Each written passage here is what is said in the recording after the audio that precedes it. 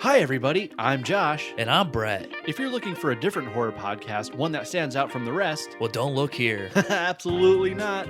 Every week we talk about our favorite horror movies and some of our favorite aspects of those horror movies. So that's something that interests you? Check us out. The only thing that sets us apart is that it's us, so if you like the sound of our voices, Check us out at the Evil Desk Podcast. wherever it is that you find podcasts.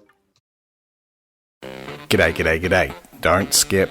Let me interrupt the podcast that you're currently listening to with some blatant self-promotion. What do you get when you mix two Aussie mates, a splash of booze, well, more than a splash, and some microphones? You get Cheers Big Ears, hosted by myself, the Chad, and my mate, Matt, and sometimes, but more often than not now, my missus, Bobby. It's a podcast of adult beverages and not-so-adult conversation. It's not serious, far from it. Well, except for that one episode, but that was just that one. We're available wherever you get your podcast fix. Cheers, Big Ears. I'm a sea king, a CGI thing. I'm here to eat and bare my teeth and shake a tail fin. A bikini babe, catching a road wave. A big surprise, I'm gonna rise and flash my tooth cane. All the buff dudes, safe on the beach food. They're gonna need a bigger boat and barrels real soon. I'm a sea king, a CGI thing. I'm here to eat and bare my teeth and shake a tail fin. I'm lonely, taking a ride. Lured in by your bucket of chum. It's one weakness I can't hide. Take me to your bucket of chum.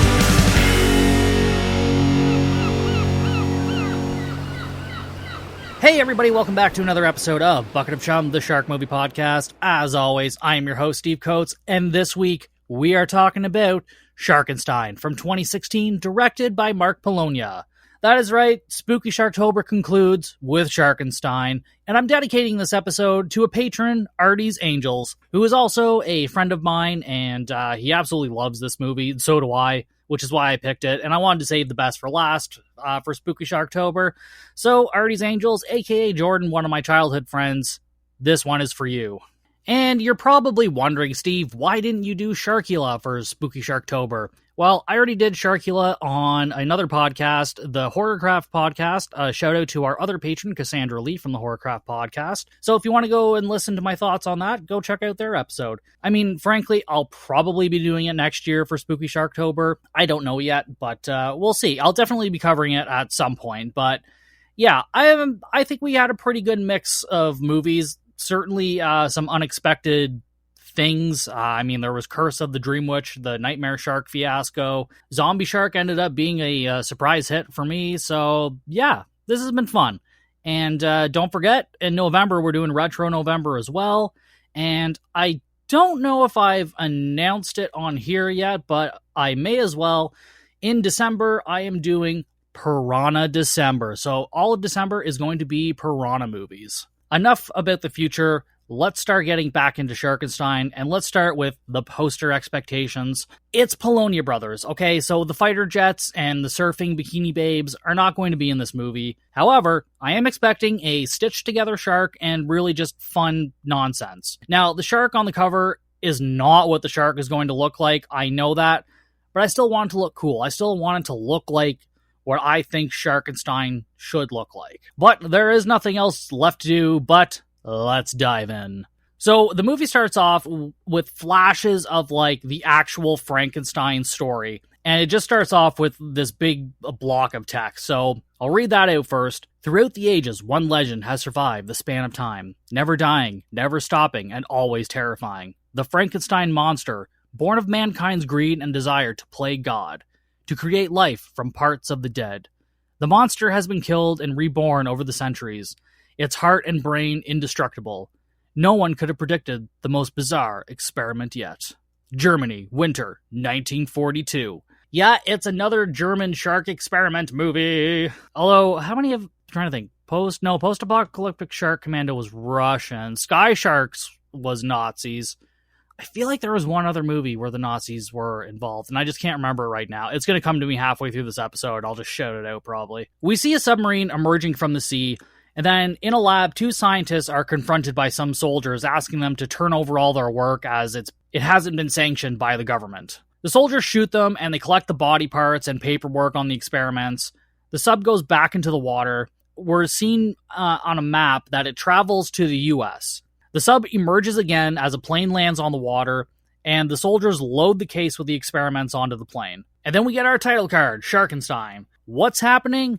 I don't fucking know. I mean, the Nazis have stolen Frankenstein's heart and brain, and now they've given it to somebody in the US during World War II. I don't know why, but there it is. And then we get some stock footage of people swimming at the beach, bikini babes, buff dudes, and as I'm watching this footage, I think some of this footage was reused in either Sharkula or Cocaine Shark. I'm thinking definitely Cocaine Shark, maybe Doll Shark. I've definitely seen this footage before, like 100%. Which, I mean, yeah, I get it. If you're the Polonia brothers and you're doing things on a super tight budget, it makes sense to reuse some of the stock footage. But I guess when you're someone like me and you watch every single one of their fucking movies, it gets a little bit repetitive. But alas, it's fine. I'll get over it. We see a sign for Catsman Cove as boats come and go from a marina. Now we're with Duke Larson, who is with Harbor Patrol. And this motherfucker is played by, like, the main drug dealer from Cocaine Shark. I'm fucking sure he's been in other Polonia movies. Basically, this movie just stars a bunch of other people from a bunch of other of his movies. So, yeah. So Duke radios in to tell dispatch he's going to patrol the harbor, and he asks if there's any updates on some missing boaters. Harbor Patrol tells him there's no update, but a few life vests were found earlier floating in the water. Duke says they can't have a summer full of missing swimmers and boaters because that's bad for business. The dispatcher says, "Good job, Captain Obvious," and then Duke goes on patrol. Like, yeah, we very clearly, although this Harbor Patrol lady just sounds like she just really doesn't enjoy her job or just doesn't take it seriously. And I'm sure I've heard this voice again in other Polonia Brothers movies. I mean, we've probably seen this voice in person at some point. I'm just not sure who it is, and I didn't look it up, and I'm not going to. So, yeah. Next, we see the shark monster swimming underwater, and it's a practical shark, folks. It looks, well, kind of what a Sharkenstein or Frankenshark would look like. It looks like it's been sewed together using various other shark parts. So, yeah, it's a Frankenstein shark. It's what you would expect. It's definitely not like a full-sized shark. It is definitely puppet-sized. Again, they do that for pretty much all of their movies, so it's fine. I appreciate it. And this one is actually probably one of the better looking ones I have seen in any of their movies. I definitely gave Cocaine Shark some praise for using a little bit of stop motion animation, but I think Sharkenstein is probably one of my favorite designs that they have done, at least for a practical shark. So yeah, good job, Polonia Brothers. I appreciate you. You and your practical effects. Some woman is walking on the beach. She bends down to look at something, and fucking Sharkenstein just appears out of nowhere and eats her. As in all Polonia Brothers movies, there is like maybe a splash of blood. Basically, we see the shark, it goes to the person just kind of disappears as the shark opens its mouth, and the person's dead. So all of the deaths are pretty much like that, so I'm not going to describe everyone, and I think I say this all the time, but hey, if you're a new listener, now you know what's up. If you're an old listener, thank you for listening to my rants. Now we're in a car with a few friends driving, and it's a bunch of people I've seen in other Polonia Brothers movies, and these old fucks are trying to play like way younger versions of like who they actually are. Like one gray-haired dad bod dressed like a dad dude is like wearing his hat sideways. Like they're dads. Like they're dads, but they're wearing like their hats sideways or backwards, and like they're acting almost like college students, but they are very clearly not college students. I could maybe believe the female is a college student, maybe, but the other two guys, like, there is absolutely no fucking way. And I mean, listen, I'm an old guy that wears his hat backwards, so, like, that's not the point. The point is, I don't believe it when these people do it. I do not believe the characters they are trying to play. But again, it's probably played up for comedy, so I'm complaining about nothing. But, yeah, well, what the fuck are you gonna do? So, in the car, we have Madge, Coop, and Skip. Yes, let me read those names again. Madge, Coop, and Skip. Like we're in a fucking 80s skiing movie. Madge mentions her boyfriend Jimmy and then asks if either one of them would date her, and they're like, oh, hard no, definitely not. And I'm like, I don't understand, because like these dudes are old as fuck by the looks of it. Like Madge wasn't a bad looking gal. She was alright. So I don't know, they're just being dicks. Fucking Coop and Skip. Although with names like Coop and Skip, like what the fuck else was I expecting? Them to be like scientists or something? Come on. oh, hey, I'm Dr. Skip.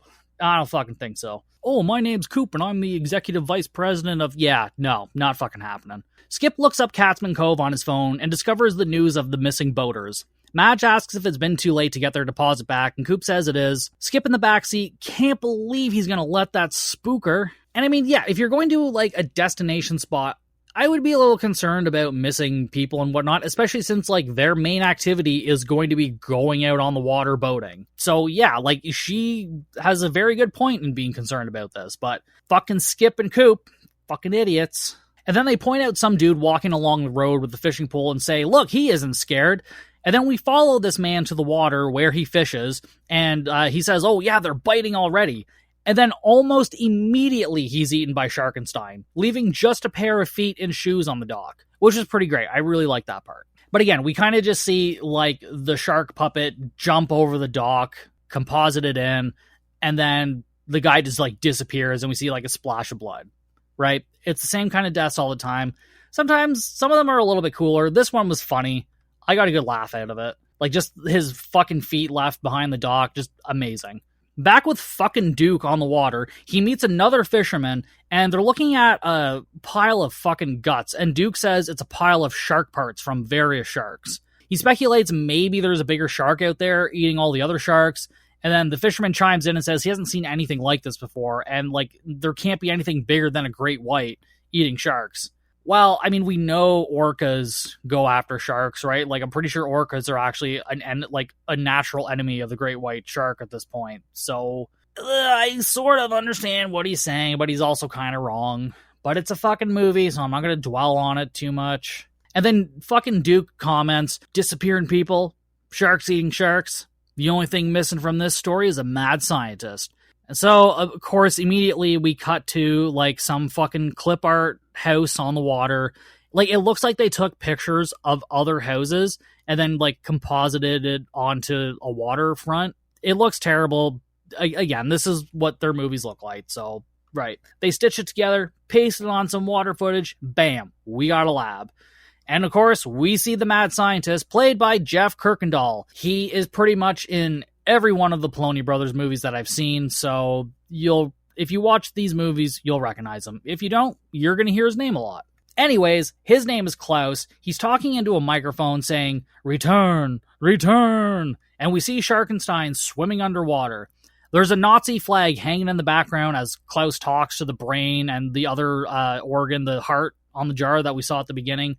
And he's saying shit like, I'm going to finish what everyone started so long ago. And soon all his years of secret work will pay off. And he'll make his legion of warriors. And he has a feeling good fortune will be coming his way soon. Madge and the gang arrive at the marina and unpack their shit from the car. They find the boat they're looking for, being driven by the director, Mark Polonia.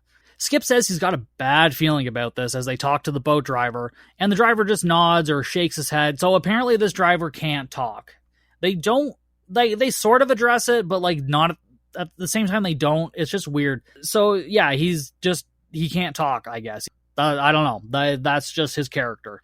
And then Madge chimes in and says it's not like they'd send a psychopath to drive the boat, which seems like so mean because it's like, yeah, he's just like, he's mute. He can't talk. He's not a psychopath, but I don't know. Like, I don't know. I got nothing for that. They ask permission to board and the captain waves them on. And this boat has been in Doll Shark, Cocaine Shark, probably others. It's the same boat from both of those movies. Madge looks out at the water and makes her wonder what's under there. She ponders what happened to the missing boaters. She asks the driver, but he just does some hand signals and they continue driving. So, like, every time they talk to the driver, he just does hand signals and none of them understand what he's saying. But they'll still continue to ask him questions, and not even like yes or no questions, like complicated, like the answers would be complicated with, like, you can't just wave your hands around unless you're actually doing sign language. And if you don't understand sign language, then you're not going to get anything. So, like, these people are not even making any effort to, like, really communicate with him in any meaningful way. And then we get a montage of them enjoying the boat. Dad bods galore here. I'd fit fucking right in. They go swimming, eat lunch on the boat. After a while, Duke pulls up beside the boat, and he asks them to go back to the marina due to some trouble. And he tells Hoskins, the boat driver, to take them back in, and he'll meet him at the bar later for drinks. Madge asks, like, what kind of danger is out there? Duke responds, it's confidential. And then either, like, Coop or Skip say, like, oh, well, can we finish our lunch first and then go in? And Duke's like, yeah, just make it fast. If you're that concerned about something in the water or something hurting people near the water, don't tell them to just like, oh yeah, just make it fast. No, go in now. Leave now. Go in and then you'll be safe. But no, like, oh yeah, no, fucking take your time. Make it quick, but take your time. Back with our mad scientist Klaus, we see him throwing guts into a pool with a shark fin sticking out, and we see Sharkenstein chowing down. Nom, nom, nom, nom, nom, nom, nom, nom. Klaus says they need to do one more experiment and push their device to the limit. He releases Sharkenstein and puts in his computer 50-kilometer test range. And back with fucking Duke, he finds the fisherman's feet on the dock and asks where the rest of the body is. The other fisherman there says, probably in the water. Duke doesn't believe it, because he couldn't have just broken in half and fallen into the water. Duke is fucking stupid. You are, like, you shouldn't be in charge of anything. You should not be an authority figure of any sort in any way, shape, or form. The fisherman says those are shark bites, and Duke says everyone's so ready to blame the sharks, but none have been seen in the cove or even nearby. And I'm like, okay, I understand, like, maybe you don't think a shark necessarily did it for some reason. I don't know, a pair of feet on the dock, like, with the fishing pole there, like, it just seems obvious to me. But again, Duke's a fucking idiot. I guess you could say Duke's a bit of a hazard. Ow! He says it's time to move this investigation underwater, and he radios dispatch to send the divers in. On a beach, we see a team of divers going into the water, and then we go underwater with some wonderful stock footage as the divers search around for something. I don't even know if they know what they're looking for. They're just kind of looking in the water to figure out what's going on. I mean, at least come up with some sort of plan. Like, okay, we're going to go and look for, see if there's any sharks here or if there's something else down here. No, they're just like, yeah, let's go poke around a bit. Sharkenstein takes out one of the divers and then takes the rest out one by one, somehow without the other divers noticing, even though they're, like, pretty close together, within meters of each other, and they're screaming, and, like, I'm pretty sure they have radios on too. But anyways, Klaus tells the shark to go 10 kilometers north and kill my friend. We cut to some more stock footage on the beach, and I swear this is the same shot and girl from Cocaine Shark at the end, and also from the very beginning of this movie. And she goes into the water, and after reusing the same shots 4 or 5 times, Sharkenstein finally gets her, and Klaus tells him to come back and to spare nothing in its path. Madge and the gang are in the boat, and something hits the boat. Coop tells Hoskins to get them back to the harbor, but the boat won't start, and Hoskins thinks it's the propeller. He reaches into the water and starts repairing it. Skip and Coop decide to swim to a nearby island while the boat is being fixed. These two just wanted to go back to the harbor after something hit their boat from underwater, and now they're like, let's go in the water and go to this island. Whee! Ugh, fucking white people, man, I tell ya. And then Madge hesitates and then decides to get into the water as well. Idiots. All 3 of you. Idiots. As Madge is swimming, Sharkenstein brushes up against her foot. Skip and Coop just brush it off and they get on the island. So Sharkenstein just ignored her for some reason after Klaus said, like, spare nothing in your path, and yet he doesn't attack the boat or, like, the 3 people in the water. I guess for plot reason? Like, I don't know. It's nonsense. There's no reason for any of this. I feel like I go through this with every Polonia Brothers movie. I look into the plot too much, and then I get mad and frustrated, even though I really enjoyed the movie, but then I talk about it. But anyways, it's nonsense, okay? This whole movie is nonsense, but it's, at the same time, like, it's kind of a beautiful nonsense. The 3 of them then get dressed. I guess they somehow brought their clothes with them and decide to explore the island. Hoskins continues to work on the boat as Sharkenstein hits the boat. He looks over the side, and Sharkenstein jumps over the boat and then swims away. Again, perfect opportunity to kill, spare nothing in your path, yet he's just choosing not to kill these 4 people. I mean, I guess otherwise it would be a short movie because he would have run out of cast members. I don't know. Madge and the boys find a no trespassing sign on the island, and the boys decide to continue anyways, despite Madge saying it's a bad idea. These 2 are the geniuses of bad ideas, and somehow Madge still hangs out with them. Like, they have to be all friends or something, because she's not dating these 2. She mentioned her boyfriend earlier. So for some reason, she still hangs out with these two, but they're complete fucking idiots. They're so stupid. They come across the fucking clip art stitched together lab and decide to investigate. Back at the mainland, we see beach closed signs on all the beaches. Duke finds an arm on the beach and he radios dispatch to keep the signs going every 50 feet on the beach.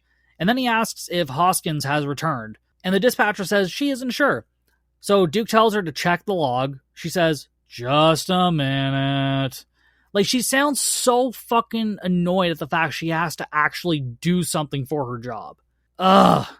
I think this part frustrates me because I've had to talk to so many like different receptionists and customer service people over the last few whiles, and like you ask them a simple question and then they just get mad and frustrated, and it's like, okay, if I could have found the answer to this anywhere, I wouldn't be talking to you unless I absolutely had to, because I don't want to talk to people on the phone, especially these kinds of people, because they're fucking miserable. It bums me out, and then I'm just like, I don't want to talk to you anymore. Like, just give me somebody else. And then she tells him that Hoskins hasn't made it back there yet.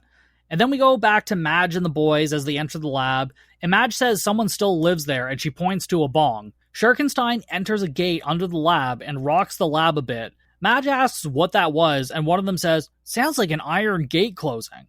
I have a very hard time believing either one of them would be smart enough to, or hear it well enough to know exactly what was happening. I highly doubt both of Coop and Skip's fucking skills in this matter. Coop finds an experimental tank, and they all see a quick glimpse of Sharkenstein, and then it jumps out of the water quickly, and they see it fully now, and they say something weird is going on there. And then Klaus pops up behind them and says, "Very true," and we see he's there holding a gun on them. Duke gets a boat, and he heads out to find Hoskins, and he keeps radioing him, telling him to send him a signal that he's okay. Klaus takes Madge and the boys back to his lab, and asks like what they're doing there. Skip introduces everyone, and that their boat broke down. Like, why are you telling him all your fucking names? Make up names at least. Like, don't give him your real names. Like, what are you doing? Klaus says he may need a few extra hands, and if they cooperate, he will set them free. And Klaus says he's a man of his word. Yeah, because the German Nazi neo-Nazi scientist is definitely somebody who can be trusted. Absolutely. Skip then asks what he's working on, and Klaus says it's a specially created shark made up of great white, hammerhead, and all kinds of other sharks, and he's stitched it together with his own hands. Wow, good for you, Klaus. You want a fucking gold star? Coop asks what the great experiment is. Klaus shows them the brain and heart of the monster Frankenstein, and it started during World War II, and then the FBI heard of some scientists doing experiments without approval. I don't know why we're talking about the FBI now, when very clearly at the beginning of the movie, it was like the German SS soldiers stealing. I don't know. It doesn't make any fucking sense. And then, so the plan was to use these experiments to create a race of creatures that were unstoppable and would help them win the war. Madge points out that the war is over and Germany lost pretty fucking bad. Yeah, fucking newsflash, Klaus. Hitler's dead. Fucking Nazis are dead. Yeah, you ain't got much of a foot to stand on there, boy.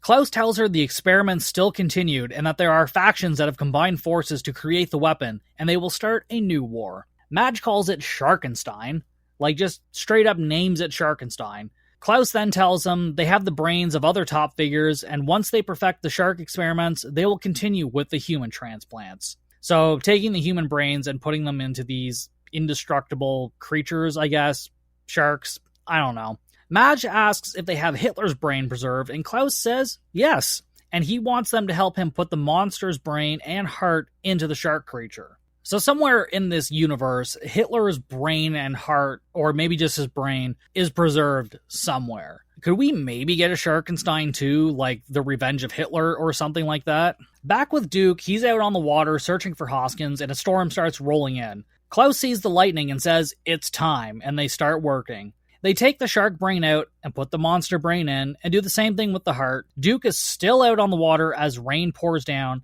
and moves to the back of the boat for cover. He's scared of rain or something. He's like, oh, there's rain, can't do anything else on the water, I might get fucking wet. Like, what are you doing? You're concerned about these missing people, and like some rain comes and you're like, oh no, I don't want to get all wet. And we see Hoskins still working on his boat. He puts a fucking poncho on, so he's like still out in the rain, because I guess he's not as big of a pussy as fucking Duke is. Klaus starts hooking up jumper cables to the shark and starts shocking it. And then he says, "It's alive! It's alive!" And they need to move it into a tank. So they take this shark and move it into a tank, and they kind of just show them like rolling it in, but like, again, it's just the puppet composited on. It's like 2 or 3 people just lifted this shark with no problem into this tank. Like, I know it wasn't very big, but I kind of doubt that these people would have been able to manually lift this shark and put it into a tank. Like, I have my fucking doubts. Klaus puts them into a room at gunpoint and tells them to stay put. Coop says they need to find a way out of there because he's probably going to kill them after seeing his crazy-ass plan. Oh, no, you think? Well, what, you think the Nazi's gonna go back on his word of letting you leave alive after you just help him put Frankenstein's brain and heart into a shark? Oh, yeah, no, because they're super trustworthy guys. Like, he's just gonna let you go right home. He'll probably even fucking drive you there, give you some mints on the way. Yeah, it'll be a great time. Idiots. Duke finally comes out from under the cover now that the rain has stopped. Klaus talks to the shark and tells it to obey, and it starts to listen. Klaus tells the shark to find the boat nearby and sink it. Hoskins continues to work on the boat when it gets knocked by the shark. It rams it once or twice more, and the boat fucking explodes. Klaus tells the shark he's getting too much unwanted attention and needs to obey him. And then suddenly the shark is back in the tank, and Klaus starts shocking the water with like a cattle prod or something, and the shark jumps up and bites Klaus and kills him. Like, I'm not entirely sure what he thought was going to happen. Like, you put this indestructible brain and heart into a shark, and then you try to control it, and it's like, no, fuck you. Like, what did you think was going to happen, Klaus? What did you think was going to happen? I swear, Nazi scientists are some of the dumbest fucking scientists out there. That's just facts. The shark starts breaking some support beams to topple the structure over. Madge and the boys feel this and try to escape the room. The building topples over, I guess, and now they're in the water. I say this because it's a lot of close-up shots and noises, and I don't really know what's happening. Piecing this together, he knocked the fucking thing over. Somehow they escaped. And so now they're all swimming in the water. Skip is eaten by the shark as Madge swims back to shore. They're also somehow back in their swimsuits until they're pulled up into Duke's boat and they're completely dry. It's amazing. They went from being in swimsuits in the water to being fully clothed coming out of the water and somehow still dry. Amazing. It's like their fucking clothes are made out of the same material those Vessi shoes are made out of. Fucking water just rolls right off. Duke asks what that was, and Madge says, Sharkenstein. And she explains what it is, and Coop says they need to get out of there. Duke starts driving the boat away, and by driving, I mean he's turning the steering wheel while the boat sits still. Like, we can see the background not moving, so they are not moving. But I believe we're meant to believe that they are driving, which I don't understand. Like, we've seen plenty of other shots of them driving this boat around, so I don't know why this one they couldn't be driving. I don't understand it. Duke says he's going to get back to land, and Coop says great idea, and they argue back and forth as Sharkenstein continues to follow them. They reach the dock and get off the boat, and then Madge asks, like, what is it doing? And Sharkenstein flops onto the dock. Duke says not to worry, it can't live out of water. Lightning starts striking the monster, and Madge says, oh, that's bad news. The monster starts to mutate and walk on the dock. Duke finds a fucking torch on the dock, lights it, and says, it should be afraid of fire, especially Frankenstein. And Coop corrects him, Sharkenstein. And Duke's like, yeah, okay, yeah, whatever. Which, yeah, it doesn't fucking matter in this moment. But also, why was there just a torch on the dock? I'm talking like an old, like, fire torch. Like, not a flashlight, not like just a fucking stick you light on fire and it's a fucking torch. Why in the modern day world was there just a torch there? It doesn't make any sense. Sharkenstein dives back into the water and Duke says they need to follow and kill it. Madge agrees and Coop says he's going to leave and that Madge is only doing it because Duke said she was cute and she's like, well, yeah. Anyways, Duke tells them to do whatever they want and walks away. Madge says they have a duty to stop it. Fucking why? Why do you have a duty to stop it? I mean, I guess technically because you helped create this thing, but I kind of feel like the scientist was just going to do that anyways, so like you don't really have a duty to stop it. It's not really your place. You could get in your car and go home. You could just fucking leave. Everything would probably be fine. Actually, I shouldn't say that because Duke is the only one going after this fucking thing, and he's not too fucking bright. So I guess Madge does have to step in. Somebody has to. Oh, God.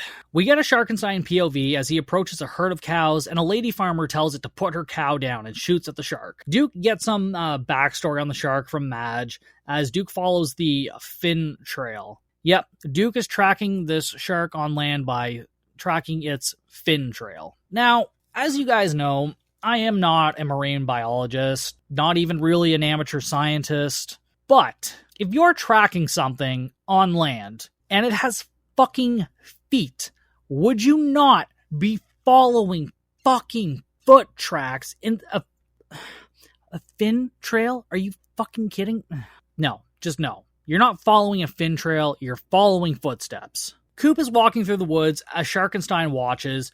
It creeps up behind Coop, and we see blood hit some trees and see a hand fall to the ground, and he is dead. Madge and Duke hear the scream and go to find Coop. They come across the farmer, and she's gathered a posse to go and hunt this shark down. Duke says an angry mob is nothing to mess with, so they go the other way. Like, this dude is supposed to be an authority figure. I'm pretty sure he's carrying a fucking gun with him. And he's just like, oh, man, people doing something wrong. This isn't any of my business. Reminds me of half the fucking cops in this city. Jesus. Now we're at a photo shoot with an older woman, Bonnie Boom Boom, an aging adult star. And she's getting testy with her photographer.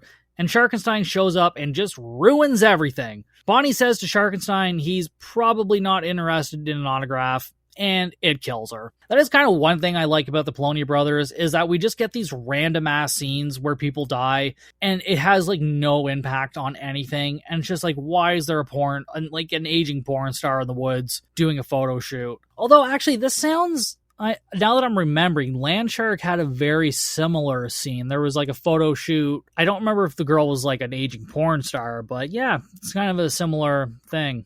Interesting. Duke and Madge continue their search. Madge wonders if the creature will return to water, and Duke says no, its human side is taking over, and it's a constant battle, and nobody wins. How the fuck does Duke know this? He can barely patrol a harbor, yet now he's a fucking biologist? No, like, you don't know what you're talking about. You're just spouting nonsense.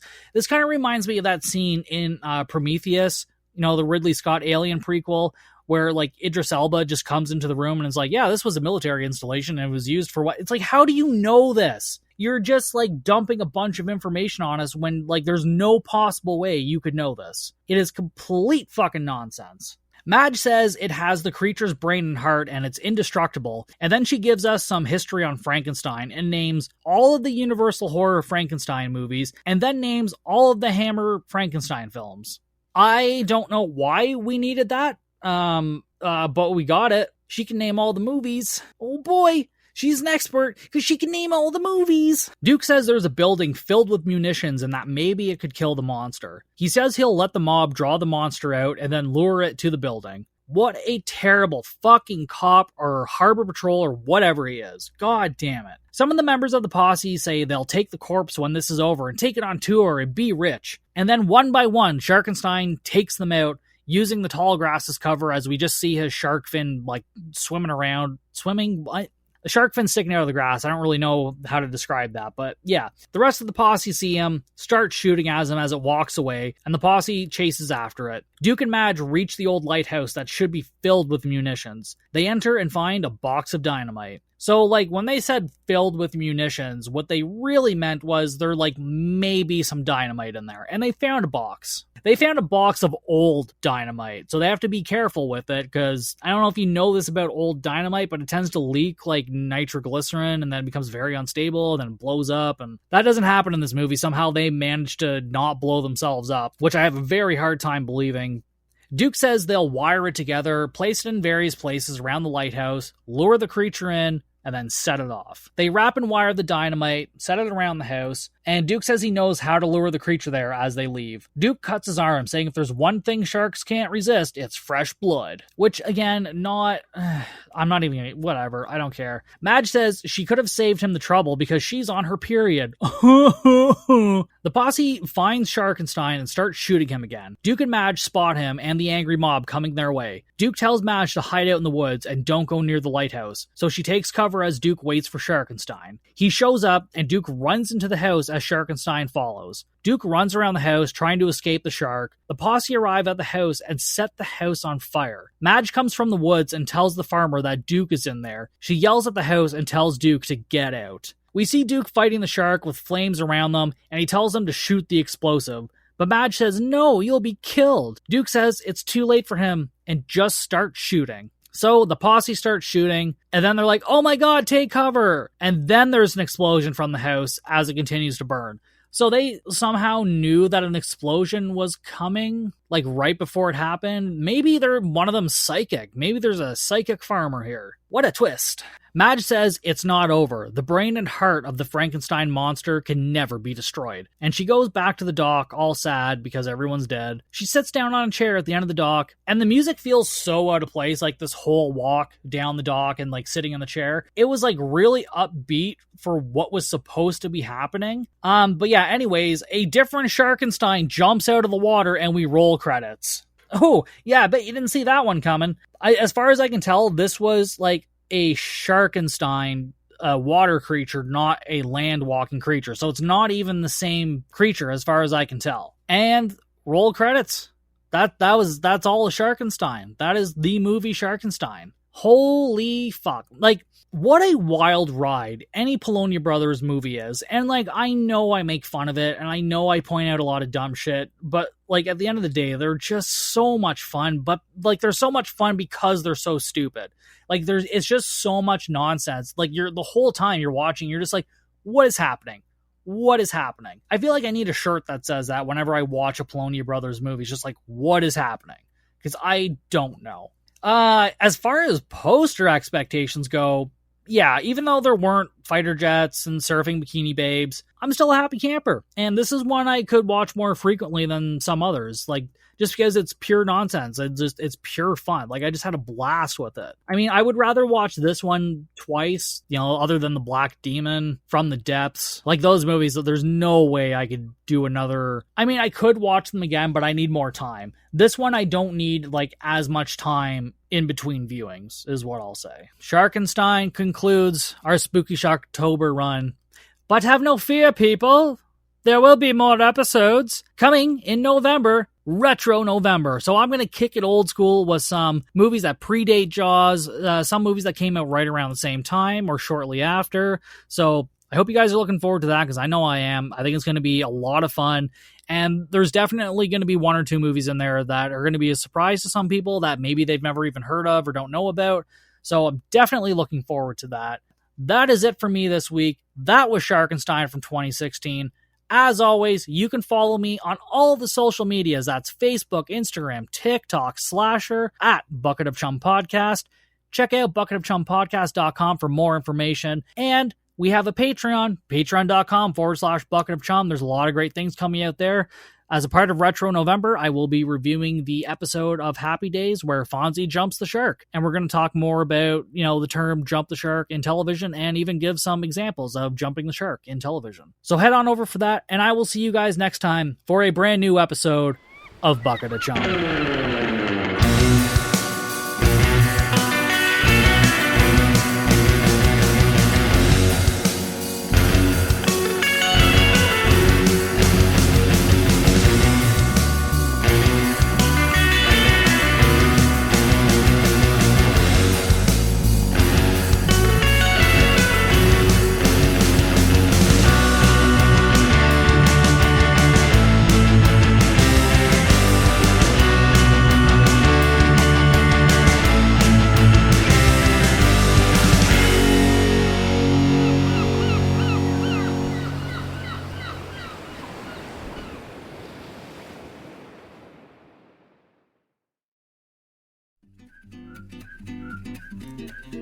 Are you crafty? Do you care about the environment? Then you should check out Crafty Stars Studio.